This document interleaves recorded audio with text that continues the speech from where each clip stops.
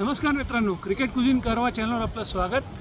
आत्ता एजबेस्टनच्या बाहेरून बोलतोय. तिसऱ्या दिवसाचा खेळ झाला आहे आणि काय मजा आली सांगू. म्हणजे कसोटी क्रिकेट कसं असावं याचं आदर्श उदाहरण होतं. सकाळी पहिल्या तासात काय म्हणतो, पहिल्या 10 मिनिटात जेव्हा सिराजने त्या 2 विकेट घेतल्या तेव्हा वाटलं होतं आपण ही कसोटी घेतली, ताब्यात घेतली. पण नंतर जेमी स्मिथ आणि हॅरी ब्रुकने जी फलंदाजी केली त्याने इंग्लंडला खेचून आणलं परत या मॅचमध्ये. आणि नंतर परत नव्या चेंडूवर सिराज आणि आकाशदीपने त्यांना गुंडाळलं. म्हणजे कसोटीचा जो काय म्हणतात ते चक्र होतं ना, पहिलं भारताकडे होतं, मग इंग्लंडने त्यांच्याकडे फिरवलं, परत भारताने फिरवलं.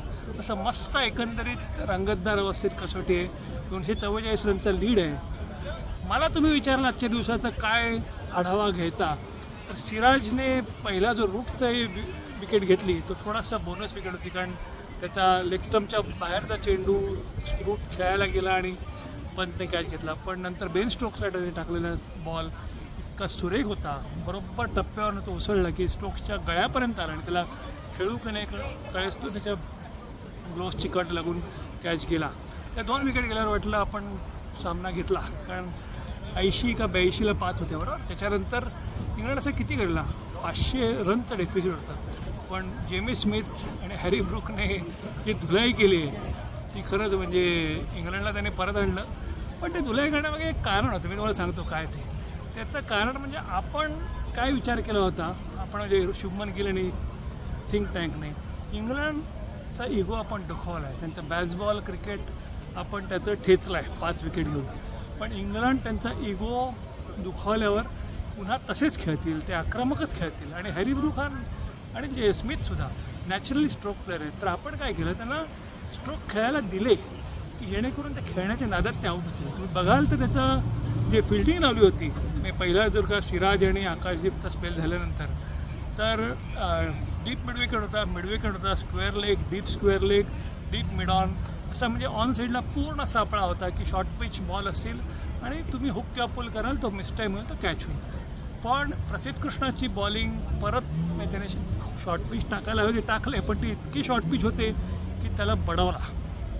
मला वाटतं तिकडे आपण थोडीशी चूक केली. पहिल्या सेशनला त्यांनी 165 रन्स काढल्या, या कुठच्याही सेशनच्या दृष्टीने जास्ती आहेत. जर का आपल्या स्ट्रॅटेजीवर विकेट मिळत नाही असं जर का शुभमन गिलला कळलं होतं तर त्याने ताबडतोब थोडीशी डिफेन्सिव्ह टॅक्टिक्स करायला हरकत नव्हती. त्यामुळे धावा रोखल्या गेल्या असत्या, आपला लीड थोडा वाढला असता. आणि हेच त्याने एक्झॅक्टली लंचनंतर केलं की लंचनंतर त्याने थोडासा चेंडूचा टप्पा ऑफ स्टंपच्या बाहेर ठेवला आणि त्या दोघांनाही बॉलला रीच व्हावं लागत होतं. त्यामुळे धावांचा रोख आणि वेग दोन्ही मंदावलं आणि ते फ्रस्ट्रेट झाले. नवा चेंडू घेतल्यानंतर आकाशदीपने खरंच चांगली गोलंदाजी केली आणि सिराजने, मी म्हणेन त्याला सरताज ठरला तो आपल्या संघाचा. तर सिराजचं कौतुक मुख्य केलं पाहिजे, कारण तो इतका त्याला क्रिटिसाईज केलं गेलं आहे आत्तापर्यंत त्याच्या लाईन अँड लेंथ करता. पण एक प्रमुख गोलंदाज म्हणून ज्या जबाबदारीने गोलंदाजी करायला पाहिजे ती त्याने केली. सकाळी वाटलं होतं 350चा लीड घेऊ, पण आपण 180चा लीड घेतला. हा पण खरा खूप लीड आहे. पण इंग्लंडचा जो पाठलाग करायचा ते त्यांचं तंत्र आपण बघितलं आहे. गेल्या मॅचला 371, याच एजबेस्टनला मला वाटतं 2022 साली 378 जो रूटने सेंचुरी केली होती. तर इंग्लंड धावांचा पाठलाग करू शकतो. त्यामुळे आता मुख्य प्रश्न असा आहे आपल्याकडे की इंग्लंडला धावांचं लक्ष किती द्यायचं, कारण 2 दिवस या मॅचमध्ये अजून शिल्लक आहे. 2 दिवस हा खूप वेळ आहे, म्हणजे जवळजवळ 180 षटकं. तर मला असं वाटतं की भारत आज 4थ्या दिवशी पूर्ण वेळ खेळून काढायचा प्रयत्न करेल, जेणेकरून पहिल्यांदा इंग्लंडला सामन्यातून बाहेर ढकलू. म्हणजे अशा परिस्थितीत आणू की असा वेळ उरला असेल की त्याच्यात इंग्लंडला तेवढे धावा करणं शक्य नाही. म्हणजे उदाहरणार्थ शेवटचा दिवस आहे आणि इंग्लंडला टार्गेट आहे 500, एका दिवशी 500 धावा निघणं कठीण असतं. असं काहीतरी टार्गेट भारत देईल आणि मग आयदर म्हणजे डिक्लेअर तरी करतील. जर का शेवटचा 1 तास खेळायला मिळाला, आपण सुद्धा जर का बॅसबॉल स्टाईलने 4थ्या दिवशी खेळलो आणि या धावांचं लक्ष 450-500पर्यंत गाठलं, तर कदाचित तो शेवटचा अर्धा तास ट्रिकी असतो, तो खेळायला देतील इंग्लंडला.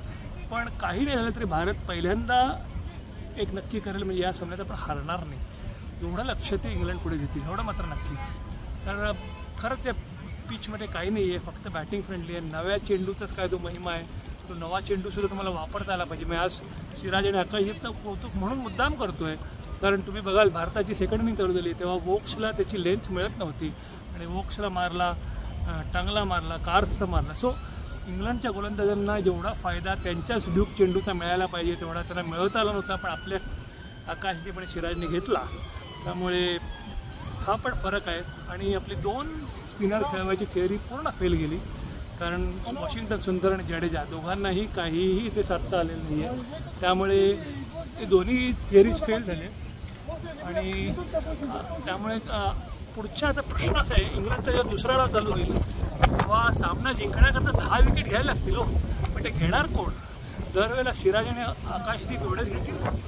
हाच एक मुख्य प्रश्न आहे की आपले गोलंदाजी कमी पडते. आणि कोण, म्हणजे आपण शार्दूल ठाकूरला काढून नितीश कुमार रेड्डीला घेतला, त्याचा पण काही फारसा इम्प्रेशन होता. प्रसिद्ध कृष्णा सलग दुसऱ्या सामन्यात धावा देतोय. स्पिनर्सना काही नाही आहे. कदाचित 3ऱ्या-4थ्या दिवशी वाटलं असतं की इथे थोडंसं ट्राय होऊन थोडंसं खास काळजी पडतील, पण आता आकाशात ढग आहे. आज रात्री पावसाचा अंदाज आहे. तसं झालं तर मला वाटत नाही पिचमध्ये काही खास काळजी किंवा काही ब्रेक होऊन फिरकीला मदत होईल. त्यामुळे अशा परिस्थितीत इंग्लंडच्या 10 विकेट काढणार कोण हा एक मोठा प्रश्न आहे. त्या प्रश्नाचं उत्तर आपल्याकडे नसल्यामुळे आपल्या हातात जे आहे ते म्हणजे भरपूर धावा करायच्या आणि इंग्लंडला खेळायला बोलवायचं, हेच आपल्याकडे असेल. तुम्हाला काय वाटतं? तुमचा अंदाज काय आहे? कॉमेंट्समध्ये जरूर कळवा. आणि माझा चॅनल आवडत असेल तर लाईक करा, शेअर करा, सबस्क्राईब करा. बघत राहा क्रिकेट कुझिन कारवा. धन्यवाद.